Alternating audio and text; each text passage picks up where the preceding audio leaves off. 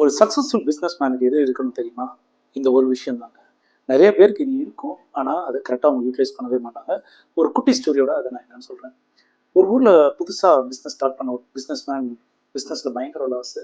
So இதுக்கப்புறம் நம்ம வாழ்றதே waste அப்படின்னு சொல்லி நம்ம இறந்துடலாம் அப்படின்னு சொல்லிட்டு தற்கொலை பண்ணுறதுக்கு போகிறாரு.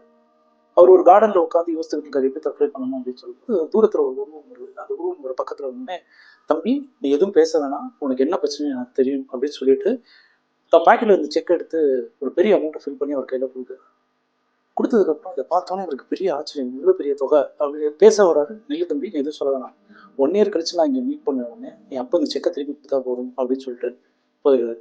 ஸோ இதை வாங்கிட்டு போன பர்சன் வந்து இந்த செக்கை என்ன பண்ணணும், இதை டெபாசிட் பண்ணி பணத்தை எடுத்து கடன் அடைச்சல் அப்படின்னு சொல்லும்போது, இல்லை ஏன் நம்ம வந்து புதுசாக ட்ரை பண்ணக்கூடாது, இந்த செக்கை அப்படியே வச்சு நான் என்னோட ஸ்ட்ராட்டஜிஸ் தான் மாற்றி புதுசாக நிறையா ட்ரை பண்ண போகிறேன், ஸோ பிஸ்னஸை வந்து மேலே கொண்டு வர போகிறேன் நினைக்கிறாரு. அவர் நினச்ச மாதிரியே சக்ஸஸ்ஃபுல்லாக அந்த பிஸ்னஸ் வந்து பண்ணி முடிக்கிறாரு. 1 இயரில் அவர் பயங்கர லெவலில் பணக்காரராகிறாரு. ஸோ இப்போ 1 இயர் கழிச்சு சரி இந்த செக்கை கொண்டு போய் கொடுத்துருவோம் அப்படின்னு அந்த அதே டேட்டுக்கு அந்த கார்டனுக்கு போகுது. அதே பர்சன் வந்து ஆப்போசிட் பண்ணிட்டு இவர் வேகமாக எதிர்த்து அந்த செக்கை கொடுக்க போகும்போது பக்கத்தில் ஒரு பொண்ணு வேகமாக ஓடியாரு அந்த வந்த பர்சனை பிடிக்கிறார்.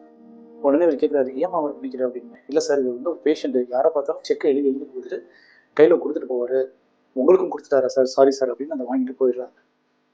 அப்போ அந்த பிஸ்னஸ் மேனுக்கு அப்போ தான் ஒரு விஷயம் புரிய வந்துச்சு. அப்போ பிஸ்னஸ் பண்ணும்போது சக்ஸஸ் பண்ணலை, ஆனால் செகண்ட் டைம் எப்படி பண்ணும், அதே விஷயத்தை தான் பண்ணணும். பணம் ஒரு விஷயம் இருக்குன்னு நினச்சிட்டு நம்ம ஸ்ட்ராட்டஜிஸ்லாம் மாற்றி மாற்றி நிறைய புது புது விஷயங்களை இன்னோவேட்டிவாக பண்ணணும். அதனால தான் நம்ம சக்ஸஸ்ஃபுல்லாக இருக்கும்.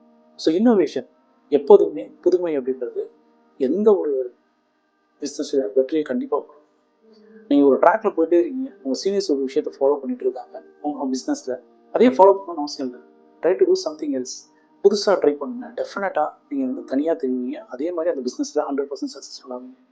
ஸோ இந்த வீடியோ பிடிச்சிருந்தா மறக்காமல் எஸ்எஸ்சிசி பண்ணிடுங்க. Subscribe, share, like and comment. Instagram வந்து ஃபாலோ பண்ணுங்கள். Thank you so much.